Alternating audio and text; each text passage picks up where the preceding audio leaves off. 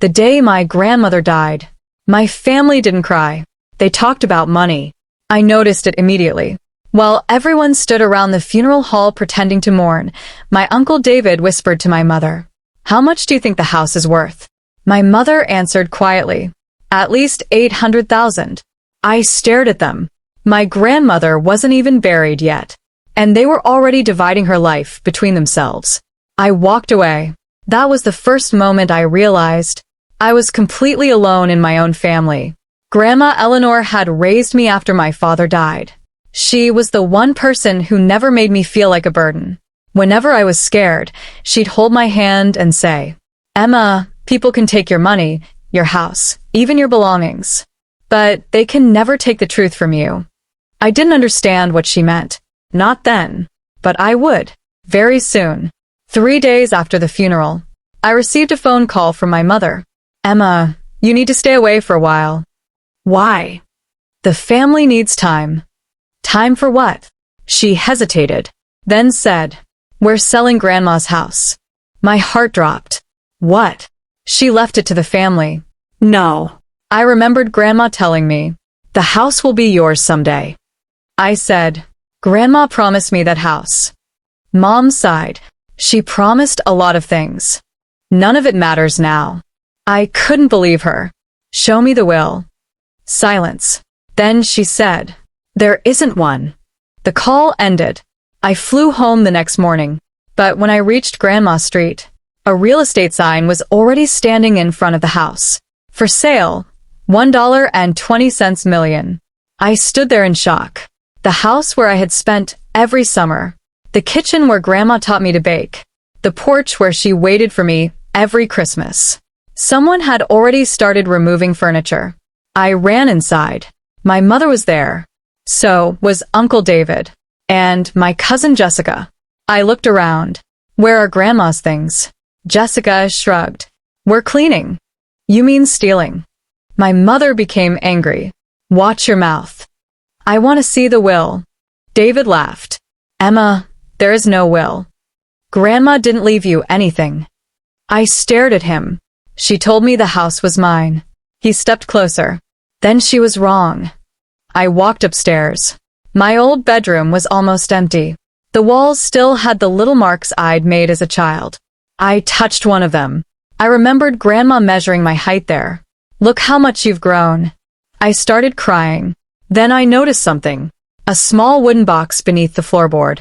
I pulled it out. Inside was an old photograph of Grandma.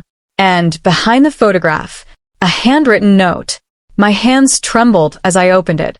It said, "Emma, if they tell you I left you nothing." I stopped breathing. I read the next line. "Don't believe them. Then, find the basement door." I looked toward the hallway. Grandma's house had a basement, but everyone had always told me it was sealed decades ago. I ran downstairs. There was an old storage room behind the kitchen.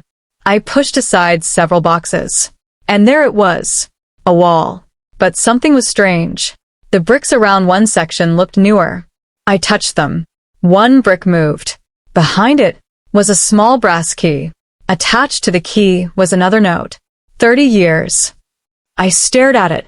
30 years? What had Grandma been hiding? That night, I secretly returned to the house. The family had gone home. I took the key downstairs. At the very back of the basement, I found an old wooden door. There was a rusty lock. I inserted the key. It turned. Click. The door opened. A cold draft hit my face. I switched on my flashlight. Inside was a narrow room. There were boxes everywhere. Old documents, photographs, bank files, and one large metal safe. On top of the safe was an envelope. My name was written on it. Emma. I opened it. Inside was Grandma's handwriting. "If you're reading this, my family has already lied to you." My heart started racing. I continued reading. The house was never theirs to sell. I stared at the sentence. Then came the next line. "The real owner is." The paper stopped. The rest had been torn away. I searched the room. Nothing. Then I noticed a small video camera sitting on the table. Beside it was a note. "Play this first." I pressed the button. The screen came alive. Grandma appeared. She looked directly into the camera and said, "Emma, if you're watching this, I'm probably gone." Her eyes filled with tears. Then she whispered, "Your mother and David have been lying to you for 30 years. I froze. Grandma continued, "They didn't just steal from me. They stole from your father." I stopped breathing. My father? The man I had believed died in an accident 20 years ago? Grandma looked terrified. Then she said the words that changed my entire life. "Your father's death was not an accident." The video suddenly went black. I stood alone in the hidden basement, and for the first time, I realized that my grandmother hadn't left me a house. She had left me a war. I stood in that hidden basement, unable to move. My grandmother's final words kept repeating in my head. "Your father's death was not an accident." My father had died 20 years ago. At least, that's what everyone had told me. A car accident, wet road, loss of control, instant death. I had been 8 years old. Grandma was the one who raised me afterward. Whenever I asked about Dad, she always said, "He loved you more than anything." But she never talked about the accident. Now I understood why. She had known something. Something terrible. I replayed the video. This time, I watched Grandma's face carefully. She looked frightened. Not sad. Frightened. The recording continued. "Emma, your father discovered something before he died. He found evidence that money was being stolen from our family company." I stared at the screen. My family had owned a construction company. It wasn't huge anymore, but 20 years ago, it had been worth millions. Grandma continued, "Your father confronted David." My heart stopped. Uncle David, the same man who had just sold Grandma's house. The same man who had told me I inherited nothing. Grandma whispered, "David wasn't working alone." Then the video ended again. I desperately searched for another file. There were dozens of folders. One was labeled, "Dad, 1998. I opened it. Inside was an old newspaper clipping. "Local businessman dies in tragic car accident." My father's photograph was beside the headline. I stared at it. Then I noticed something handwritten on the back. Grandma had written. The police report was changed. My hands began shaking. I found another document. It was the original accident report. The official version said my father had lost control of his car, but someone had crossed out several lines. Underneath, Grandma had written, "Brake failure." I read it again. Brake failure. My father hadn't lost control. Someone had tampered with his car. Someone had wanted him dead. But why? I kept searching. Then I found a small cassette tape. There was no machine to play it, but beside it was a note. "Thomas knows." Thomas? I knew that name. He had been my father's closest friend, but I hadn't seen him since I was a child. The next morning, I searched online for Thomas. I found an old address. He lived 3 hours away. I drove there. When he opened the door, he stared at me for several seconds. Then his face went pale. "You're Eleanor's granddaughter." "Yes." He looked behind me. "Did anyone follow you?" I shook my head. "Why?" He stepped aside. "Come in." Thomas sat across from me. I placed the cassette on the table. His hands started shaking. "Where did you find that?" "Grandma's basement." He closed his eyes. "I knew she'd eventually show you." "Show me what?" "The truth." I leaned forward. "Did my father die because of Uncle David?" Thomas didn't answer. I repeated, "Did David kill my father?" He finally whispered, "He didn't do it alone." My stomach dropped. "Who helped him?" Thomas looked directly at me, then said, "Your mother." I felt like the room disappeared. "My mother? Your mother knew everything." "No." "She was there the night your father confronted David." "You're lying." "I wish I were." I stood up. "Why would my mother help kill my father?" Thomas reached into a drawer. He pulled out another photograph. It showed my father standing outside the family company. Behind him was my mother and David. The photograph had been taken 2 days before my father's death. On the back was a date and one sentence. "They know I found out." I couldn't breathe. Thomas continued, Your father had discovered that David and your mother were moving company money into secret accounts. How much? Almost $3 million. And Dad confronted them? Yes. What happened? Your father threatened to expose them. Then 2 days later, the accident happened. I stared at the photograph. Why didn't you tell the police? Thomas looked ashamed. Because I was threatened. By whom? David. What did he say? He told me that if I spoke, you would be next. I sat back down. For 20 years, Thomas had lived with that secret. And my family had continued pretending my father died accidentally. I returned home that evening. My mother was waiting. She looked at me. Where were you? I put the photograph on the table. Her face changed immediately. She knew. I whispered, "Did you kill my father?" She started crying. No. Then tell me the truth. I can't. Why? Because you don't understand what David is capable of. I stepped closer. You let me believe Dad died in an accident. She covered her face. I was afraid. You watched me grow up without him. I was afraid. And now you're selling Grandma's house. I didn't sell it. I froze. What? David did. Then why did you tell me there was no will? She looked at me. Because David forced me. My anger softened for 1 second. Mom, she whispered. Emma, leave this alone. No. You don't know what you're dealing with. I know exactly what I'm dealing with. I pointed toward the door.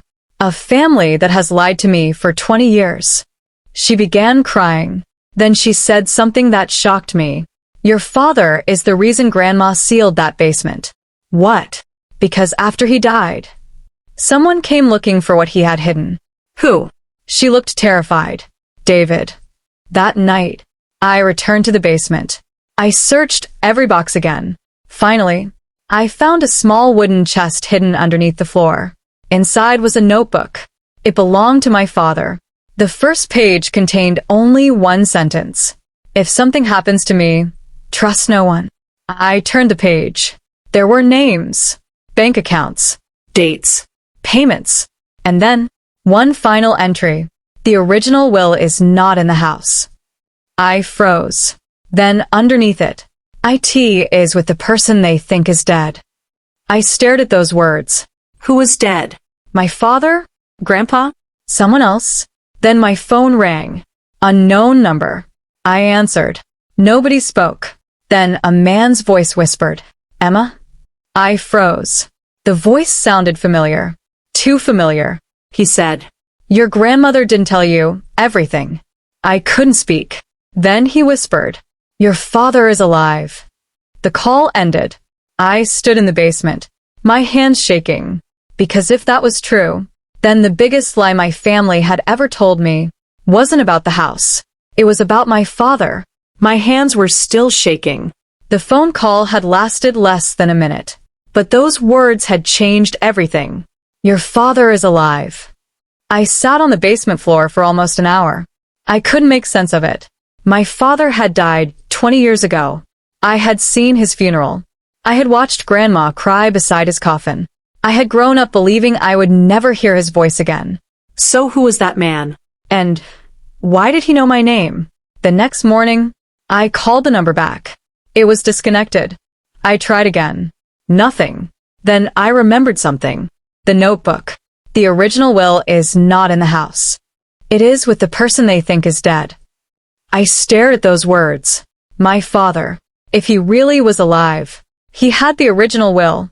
And maybe he had proof of what happened 20 years ago. I called Thomas. Thomas, someone told me my father is alive. There was silence. Then he whispered, Where did you hear that? Someone called me. Emma, is my father alive? He didn't answer. I raised my voice. Tell me. Finally, he said, Yes. I stopped breathing. You knew? I've known for years. Why didn't you tell me? Because your father made me promise. What happened to him? Thomas sighed. He didn't die. Then what happened? He disappeared. Why? Because David was going to kill him. I felt tears running down my face. Where is he? I don't know. You said he's alive.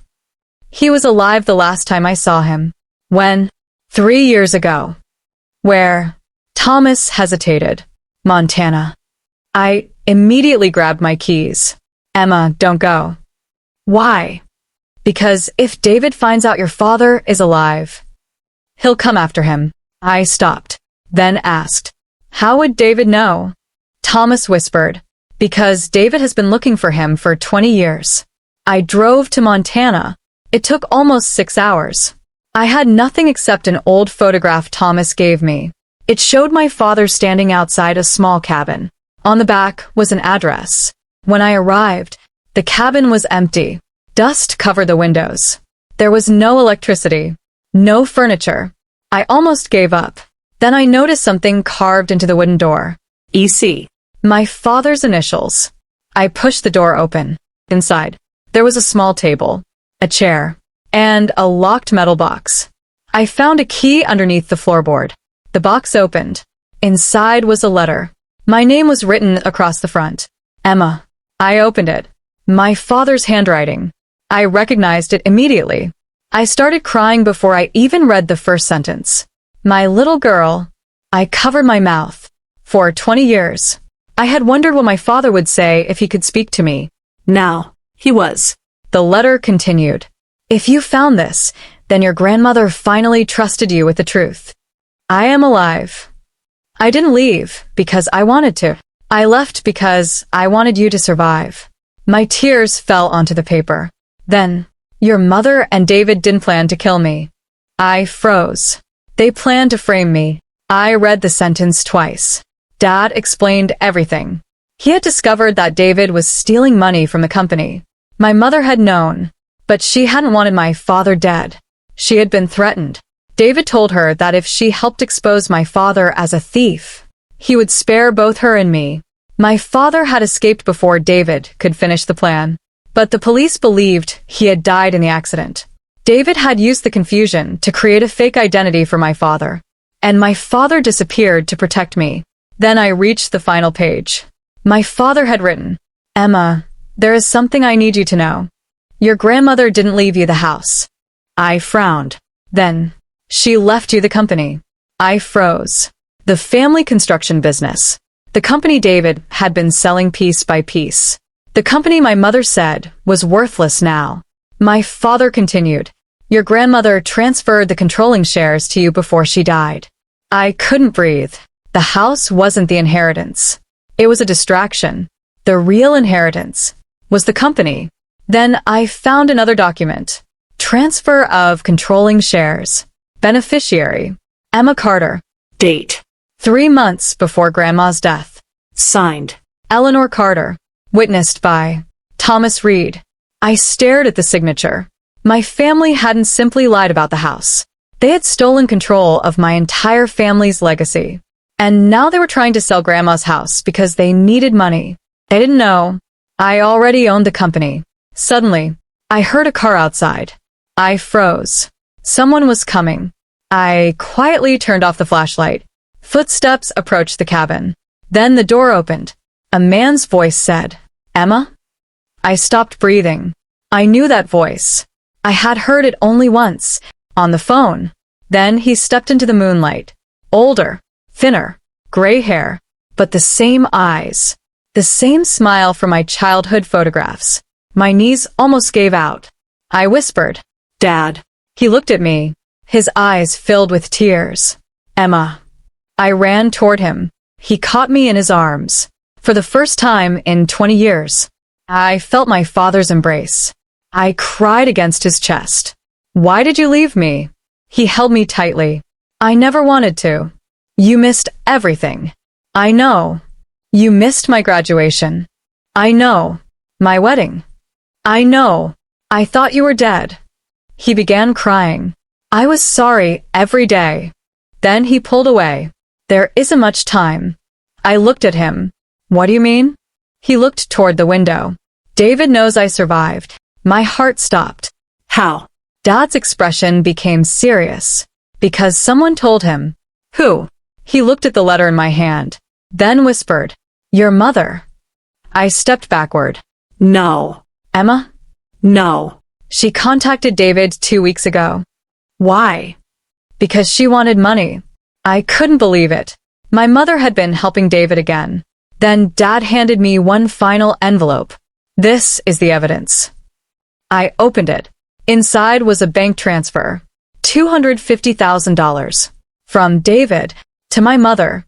Date. 2 weeks ago. Purpose. Emma. Keep her away from the basement. I stared at the document. My mother had been paid to keep me away. But she had failed. Because I had already found the truth. Dad looked at me. Now you know. I wiped my tears. What do we do? He smiled. Your grandmother prepared for this. What did she prepare? He pointed toward the metal box. There's one final document. I opened the hidden compartment.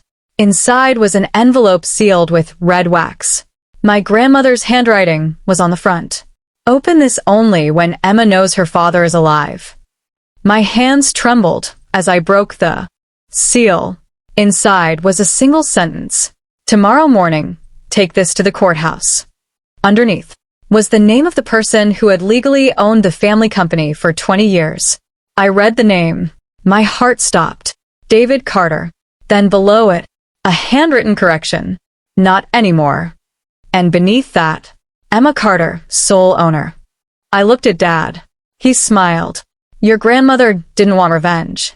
She wanted you to have the truth. I folded the document. For the first time, I wasn't afraid. Because my family thought they had stolen everything from me. They didn't realize. They had just given me every piece of evidence I needed to take it all back. I couldn't stop staring at the document. Emma Carter, sole owner. For 20 years, my family had acted like I was nobody. Now I had proof that everything they had been fighting over was legally mine. My father sat across from me. Your grandmother knew they would try to take everything. Why didn't she tell me? Because she was afraid they'd hurt you. I looked at him. And you. I was afraid too. I couldn't blame him. He had spent 20 years hiding just to stay alive. But now, we had to stop hiding. The next morning, Dad and I drove back home. Thomas was waiting for us. When he saw my father, he started crying. I thought you were dead. Dad smiled. So did everyone else. Thomas hugged him, then looked at me. Your grandmother would have been proud. I handed him the document. Can this hold up in court? He examined it carefully. Yes. Then we're going to the courthouse. But Thomas stopped me. Not yet. Why? Because David will know the moment you file this. I stared at him. What do you suggest?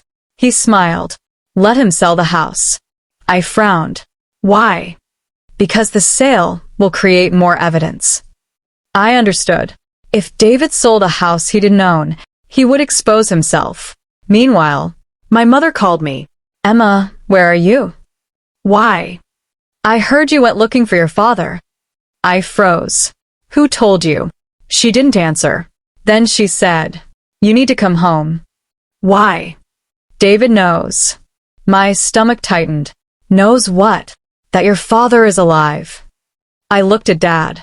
He nodded. I asked, what does he want? My mother whispered, he wants the basement documents. I almost laughed. He's too late.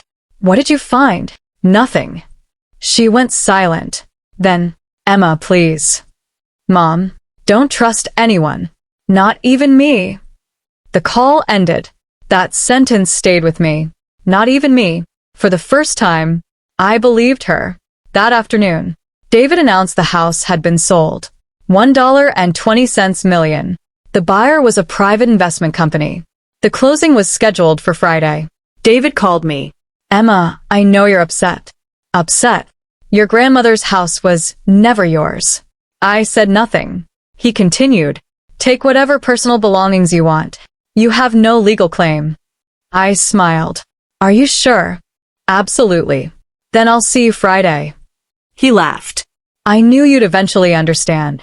I hung up. He had no idea. Friday wasn't going to be his victory. It was going to be the beginning of his downfall. That night, Dad showed me another box. Inside were old company records. We need to understand what David stole. We spent hours going through them. bank transfers, fake invoices, shell companies, property purchases. And then, we found something shocking. David hadn't stolen millions. He had stolen nearly $14 million. And some of the money had gone to my mother. I stared at the documents. She took this? Dad nodded. She was trapped. She still took it. I know. I felt angry. But I also felt something else. Sadness. My mother had spent 20 years protecting a lie and had destroyed herself in the process. The next morning, I met with a lawyer. I gave him everything. He looked through the documents, then said, "Emma, your family is in serious trouble. What can we do? We can freeze the sale. Can we stop it?" "Yes. But I don't want to stop it." He looked confused. "What?" "I want the sale to happen." "Why?" I placed a folder on his desk. "Because the buyer has already transferred the money. David thinks he owns the house, but he doesn't. So the transaction itself proves fraud." The lawyer smiled. "Exactly." Friday arrived. I dressed simply. Black suit. No jewelry. No makeup beyond what I needed. I walked into the closing meeting. David was already there. My mother sat beside him. The buyer's lawyers were present. David smiled when he saw me. "Emma." I sat down. He pushed a document toward me. "Just sign here confirming you have no claim to the property." I looked at it, then laughed. David frowned. "What's funny? You really thought I'd sign that?" His smile disappeared. I placed my grandmother's document on the table. The room went silent. The buyer's attorney picked it up. He read it, then looked at David. "Mr. Carter, where did you get this?" I answered, "My grandmother." David stood up. "This is fake." The attorney shook his head. "No. It's notarized." David looked at my mother. She looked terrified. I said, "Grandma transferred the controlling interest in the company to me before she died." David laughed nervously. "That's impossible." I pulled out another document, then explained this. A bank statement. $14 million. Transfers from the company to accounts controlled by David. The buyer's attorney immediately closed the folder. "I'm stopping this transaction." David shouted, "You can't." "I absolutely can." Then the doors opened. 2 investigators walked inside. David's face went white. One of them said, "David Carter?" "Yes. You're under investigation for fraud, embezzlement, and unlawful property transfer." David looked at me. "You did this." I stood up. "No. You did it." I simply showed them what you did. Then my mother stood up. "Emma?" I looked at her. She was crying. "I'm sorry." I shook my head. "You should have told the truth 20 years ago."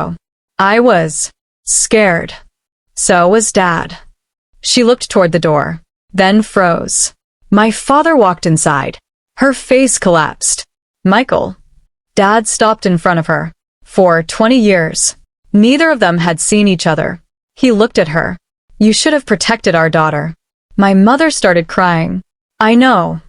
David suddenly screamed, "You're all going down." He lunged toward my father, but the investigators stopped him. As they took him away, he looked at me. "You think you've won?" I looked at him calmly. "No. You lost long before today." That evening, I returned to Grandma's house. The buyer had canceled the sale. The property was legally frozen. I walked through the rooms alone. Everywhere I looked, I saw my childhood.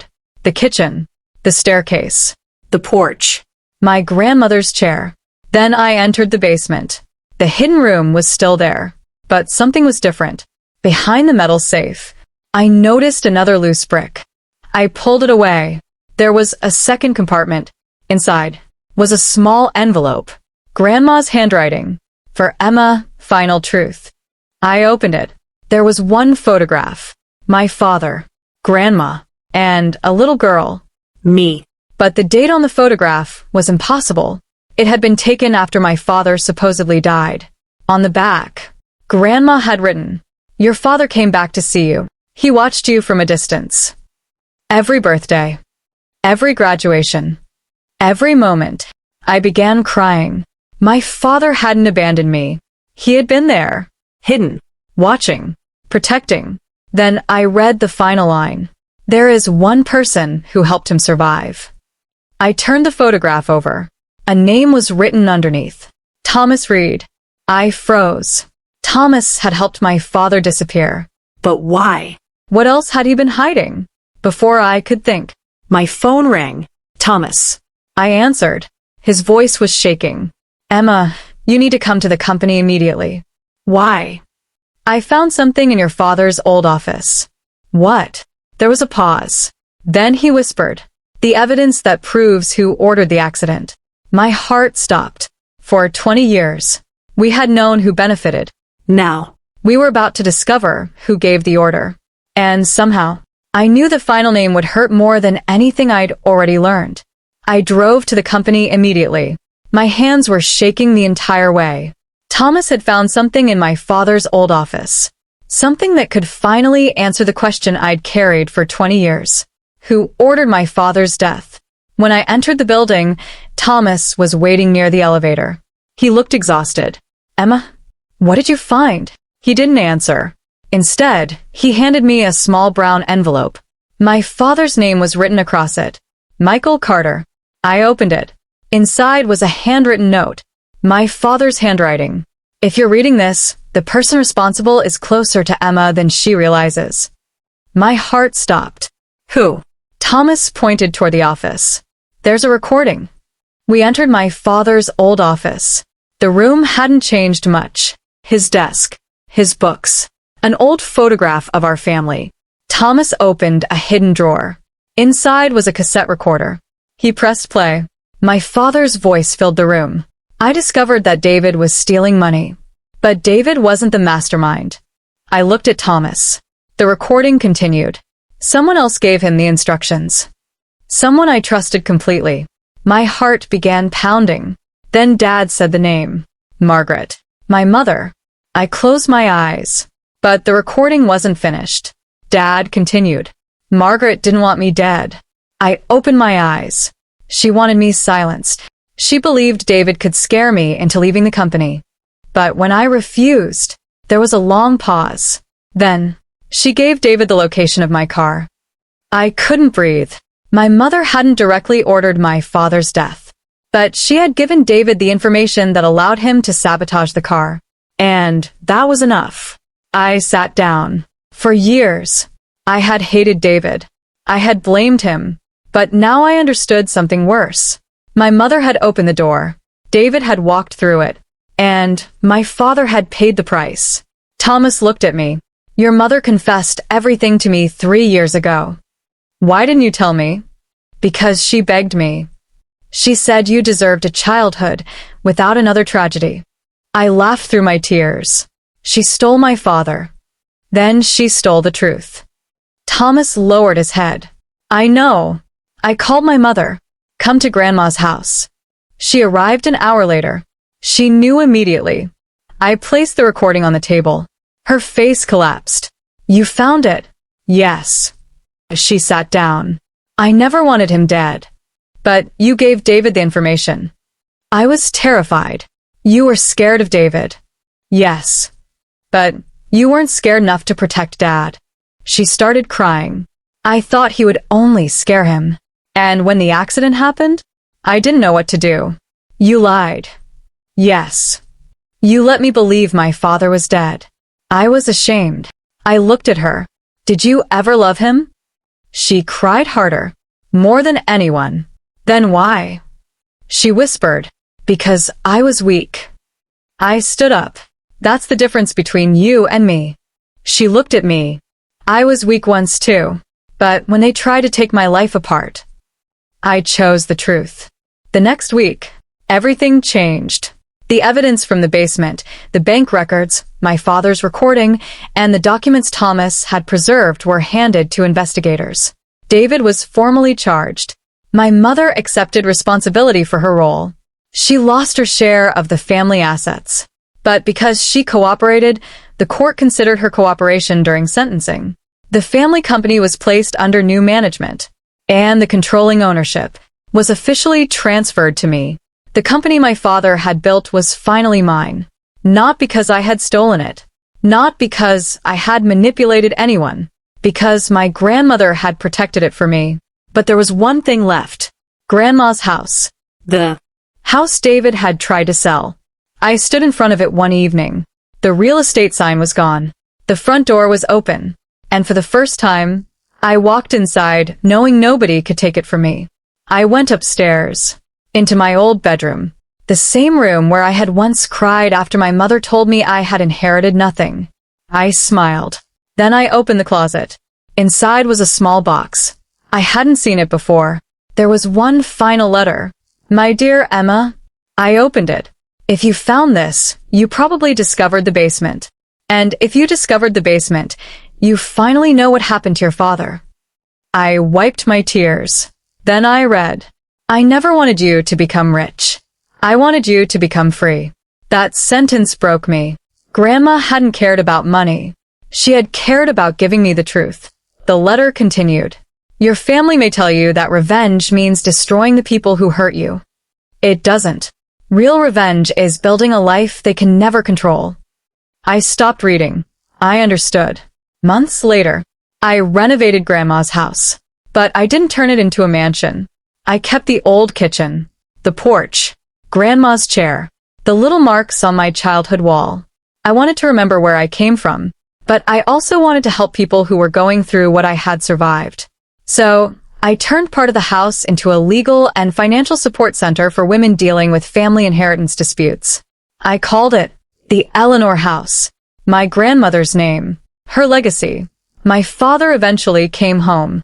The first time he walked through the front door, he stopped. he looked around, then smiled. You kept it. I nodded. Everything Grandma wanted. He hugged me. I'm proud of you. I whispered. I spent 20 years thinking you abandoned me. He held me tighter. I spent 20 years believing hiding was the only way to protect you. And now I know the truth was worth the risk. 1 year later, my mother visited me. She stood on the porch. She didn't ask for money. She didn't ask for forgiveness. She simply said, I wanted to see the house. I stepped aside. Come in. She looked around, then stopped at Grandma's chair. She started crying. I don't deserve this. I answered, maybe not. She looked at me. But you're still my mother. She nodded. I know. I didn't hug her. Not yet. Forgiveness takes time. And I wasn't going to pretend 20 years of lies could disappear in one afternoon. But I had finally stopped carrying the anger. That was enough. A few months later, I found myself standing in the basement again. The secret room was empty now. The safe was gone. The documents were safely stored. I touched the old brick wall. 30 years of secrets had been hidden behind it. But eventually, the truth found its way out. My family had thought they could erase me. They sold Grandma's house. They stole my inheritance. They lied about my father. They tried to make me believe I had nothing. But they forgot one thing. They didn't own the truth. And when the truth finally came out, it gave me everything they had tried to take. Not just a house. Not just a company. Not just money. My father. My grandmother's legacy. And my freedom. I looked at the old basement door one last time. Then I closed it. Not because I was hiding the past, but because I no longer needed to live inside it. I walked upstairs. Sunlight filled the hallway. And, for the first time in 20 years, I felt completely free.